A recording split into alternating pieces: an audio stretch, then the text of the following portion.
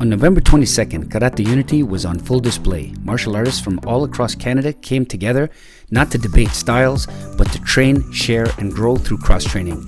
I teamed up with Andy Allen from Nova Karate Jiu-Jitsu and Kelvin Cheong from Rize MMA, bringing 38 practitioners into one room to explore striking, clinch, and ground, and what happens when karate opens the door instead of closing it. Different styles, one mindset. Let's jump into the video and check out the seminar highlights.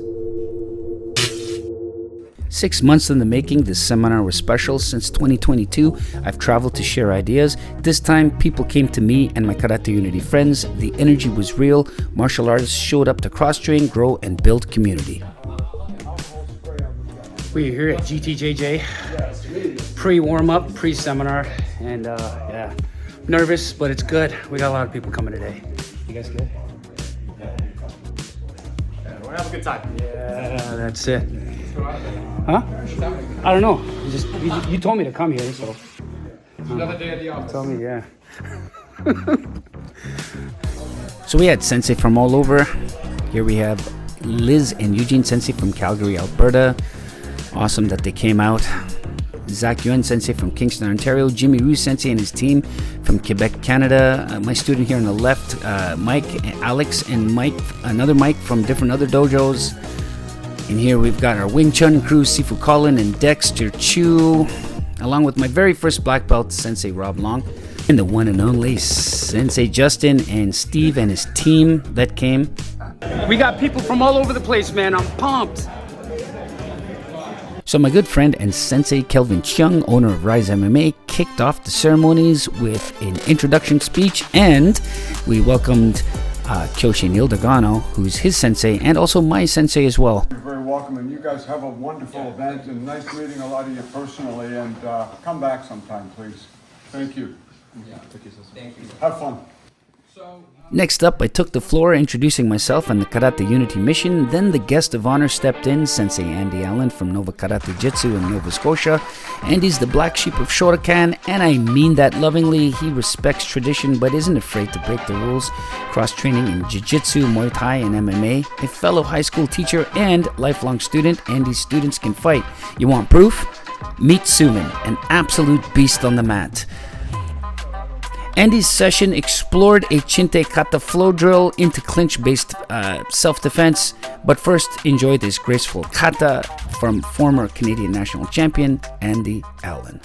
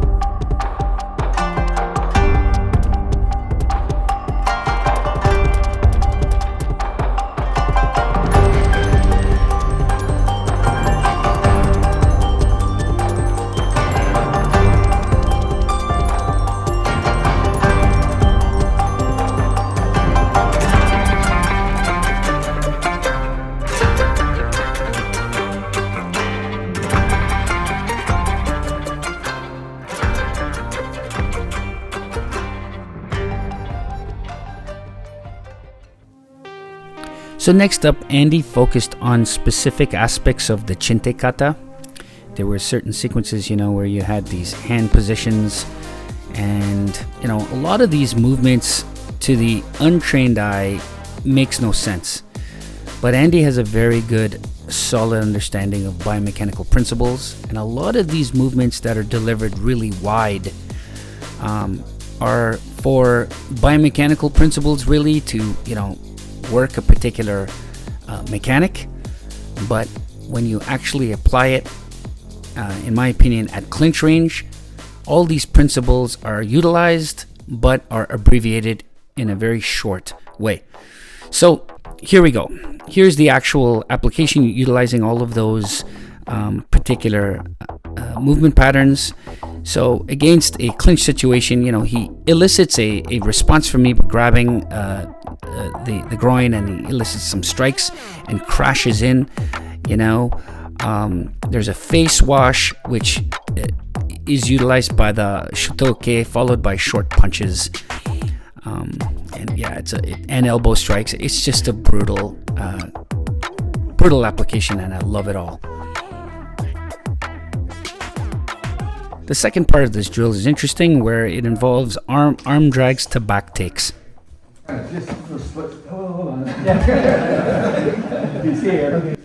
Yeah, I got a little carried away there.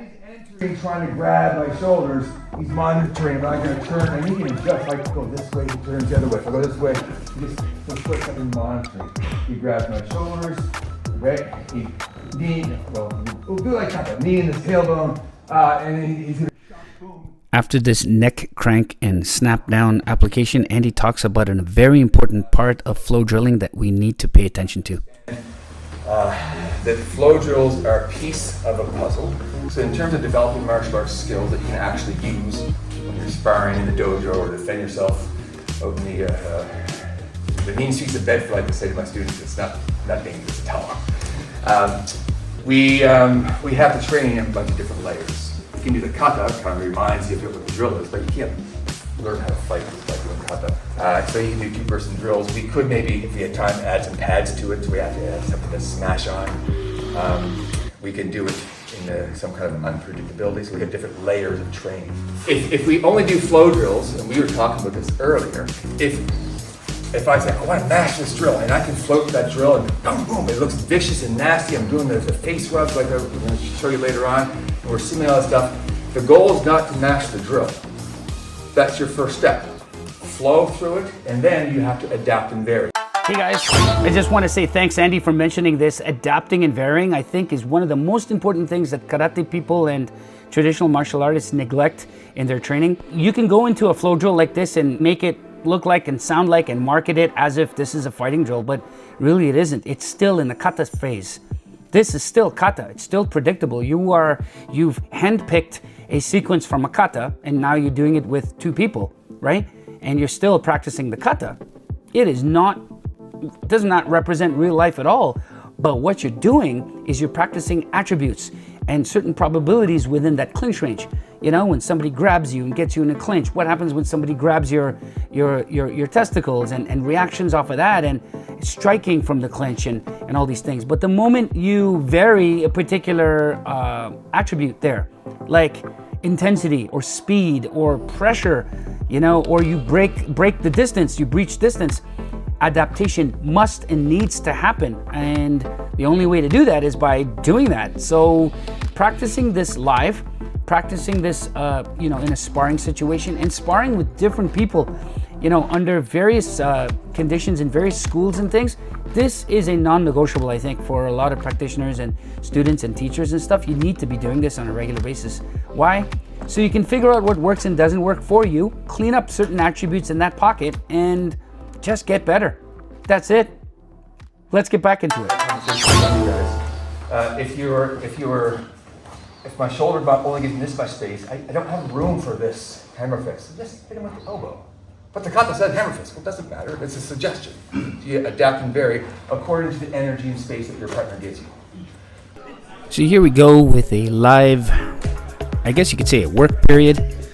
As a educator in the school system, having unstructured play is very important for students to learn and grow and integrate things from their past learning and current learning into the new learning and mix it all up. And this was a successful part of this seminar, I found, is giving people an opportunity to play.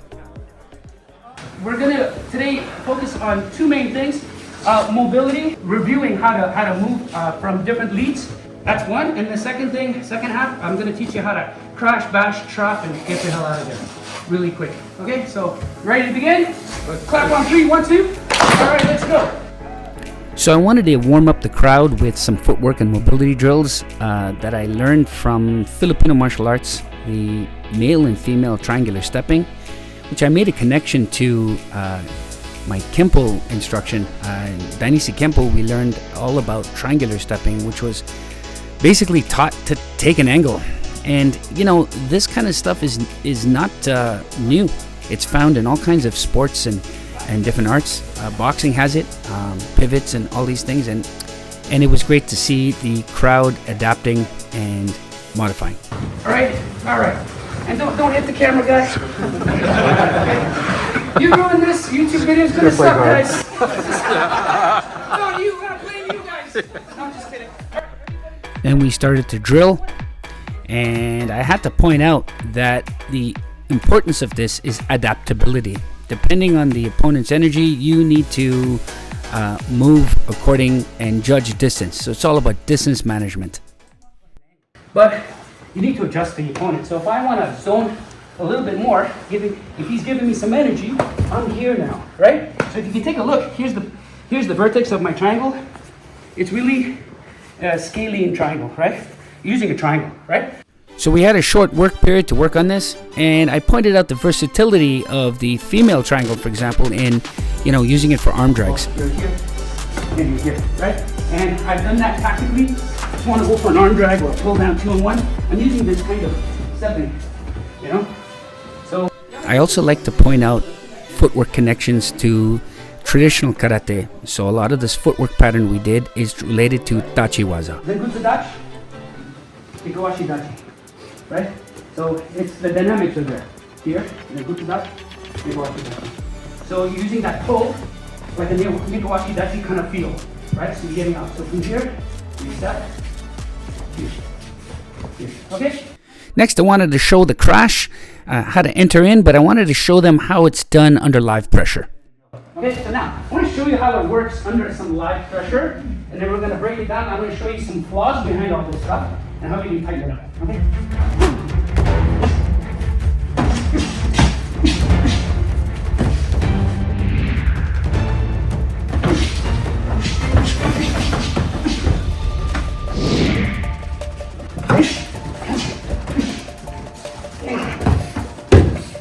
Okay, so, it's messy. Okay.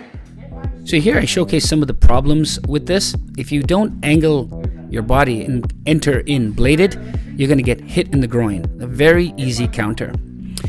Next is the stepping. How you step in, it's kind of like a T-step. You step in, and it has to be a penetrating step to affect balance. If you don't affect balance, the crash won't work. He'll counter, and it's not good. If you affect balance and get him to fall back and step back on one leg there, you can apply your trapping easy. So here now I'm showcasing how versatile this particular crash cover is against various elbows and straight lines, and with elbows you can affect using trapping and entering, kind of like right here.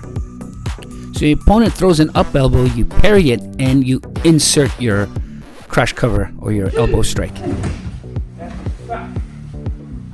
2, 5. So we started off this drill with a simple starting point, right to right, and the opponent feeds straight lines, simply to recognize that linear type of attack. You're gonna crash, okay? So notice I'm stepping in. Next, I wanted to point out a traditional karate connection of the yoi found in a lot of kata, and a lot of the crowd recognized this. And I used this salutation, the double hand crossing downward, for trapping that I picked up from various cross-training opportunities like Wing Chun and Muay Thai even. So this double hand trap down resembles the mechanic of the yoi. And then I decided to insert various types of strikes which the crowd understood, hammers and knees. Now here we go, the Gedan Barai. The Gedan Barai structure is very versatile. So against these linear type of attacks, it's used as a wipe, a pull down, hikite hand pull down. You can use the yoi here, or you can use the Gedan to basically wipe and strip the hand. Make contact with the hand, throw your strike. Boom, throw your strikes, and get up. All right, now we're gonna add in hook lines. Okay, so again, this is just a drill. Fights don't look like this. This is just to train an attribute of recognizing a line and how to insert the crash. That's all it is. Then you take it back to your dojo space and just put on some equipment, start scaling up the resistance. Play. You're gonna see that some of this stuff doesn't even work in this situation, so you have to change it. right? And it's up to you guys and us to make it work, and a coach to kind of recognize and give you guys some tips. So here we work with more familiarization with hook lines, dealing with hook line shots, and I decided to insert different ideas from Nahanshi Kata, for example, the foot sweep over here, where you take out that leg, and it's very related to Nahanshi. Okay, so this here, you sweep up. And again, you have these kind of things in Karate. That's what we're gonna do. Go here, foot sweep, and you go here. Now here's an isolated sparring drill where we get a chance to put all the concepts into play. Again, it's an isolated sparring drill. It's not full fighting, where we're getting to isolate, you know, the crash entries under resistance. So, you know, we're getting a chance to use hands and legs and crashing in and strips and strikes. And here I go for a takedown. Didn't expect that. Went in there and ground and pound, and we get up and we repeat. We keep going. You can take this to your gym and work it in different ways. Isolated sparring drills are very important to play and improvise.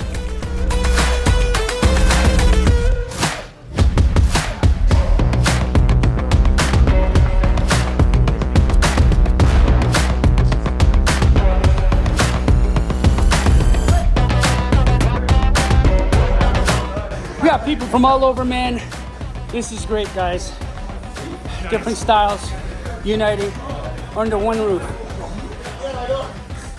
Okay, yummy! High five your partner! As an educator, it's always important to point out good examples when you see it. Here's Sensei Zach Yuen integrating how he puts in the crash. There you go. Right. Nice. Round of applause for these guys. Okay. Now do it again. Try to crash in and do it again one more time. Okay, get a deeper crash and do what you gotta do. Boom, boom. Yeah, see? Nice. Okay, I think this is called a Kanya Toshi, right? Nice. Did you do okay? Yeah, okay, yeah. Beautiful. Round of applause for these guys. And they're applying the concepts. And later on in our last section, we're gonna see a lot of these kind of principles. So we reached the final part of the workshop where my sensei Kelvin Cheong talks about a very important and fundamental aspect of martial arts, which is Kuzushi. And this is seen through everything. But Kuzushi is somehow breaking his balance. For me, it's usually pushing and pulling. But this is off balance. That's off balance. These are off balancing. So you understand Kuzushi in the way you understand your language, but it's Kuzushi. We'll use push pull. So I need Kuzushi first. Okay. The second thing I need, other than Kuzushi, is Tsukuri. It's a throw position, a control position. In the case of, for example, something like Ippon Seonagi, some of you know. A Kuzushi. Tsukuri. And then I have something, the third step is called Take. Take is completing a technique. So Kuzushi, Tsukuri, Take. We need these three things for any takedown or for the work. Kelvin Cheong's teaching of Japanese Jiu-Jitsu has been incredibly versatile and impactful on my martial arts journey. At Rize MMA, I found a true cross-training platform, one that allowed me to integrate striking, clinch, and ground seamlessly while still honoring my karate roots. It's become a real home for my development. In this seminar, people got exactly what they were looking for: clear, practical solutions for integrating all ranges of combat within the Jiu-Jitsu framework. Kelvin delivered that brilliantly. There you go. This is my good friend Mark Borsboom, cross-trained in Judo, Aikido, and Wrestling, a police veteran, and one of my students. Next, Kelvin gets into the Osoto Gari, one of my favorite throws. I learned it at Yellow Belt, and I'm still perfecting it.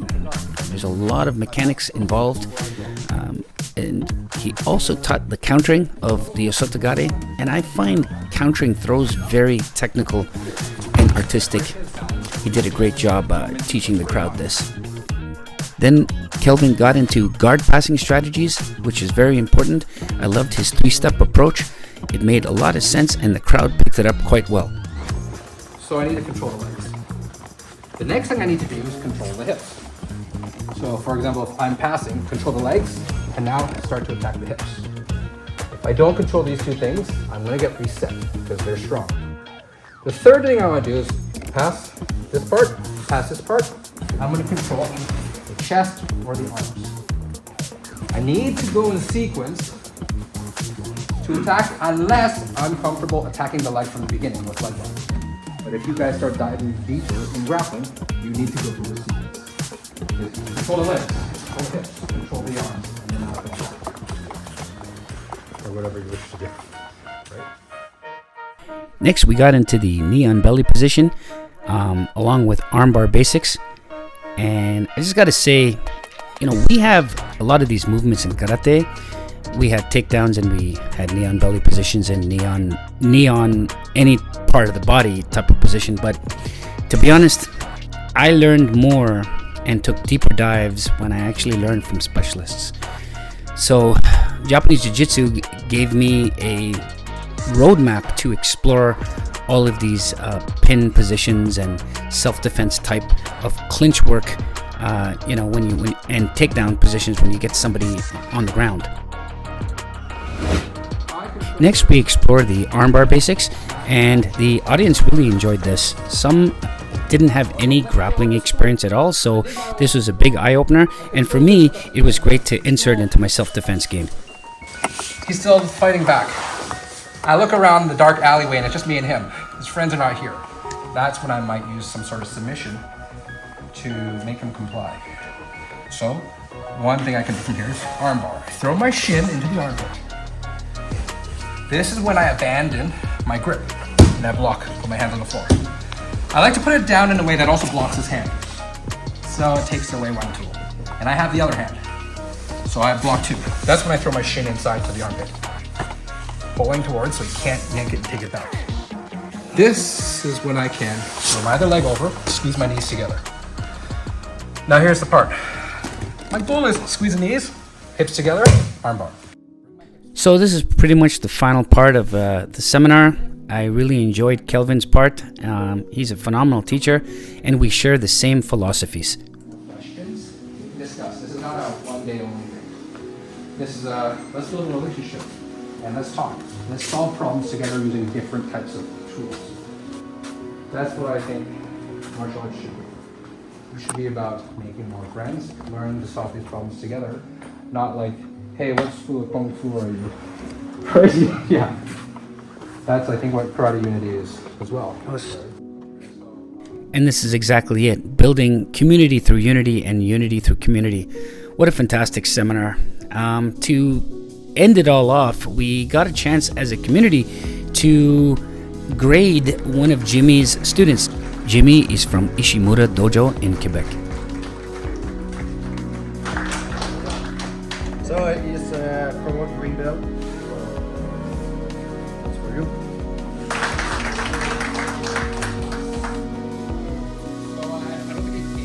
The November 22nd seminar was a huge success, and the real proof was the people in the room.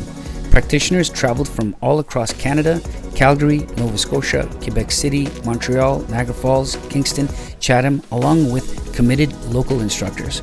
What made this special was the mix of styles and mindsets. People came because of the message we've been sharing online.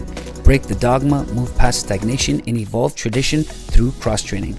This wasn't just polite participation. You could see it in the live drilling, people truly integrating the material, adapting it to their own practice, and solving problems together. I'm grateful to work with my sensei Kelvin Cheong once again, and honored to train alongside Andy. To everyone who traveled and supported this, thank you. This Karate Unity community grows stronger when we learn, share, and evolve together.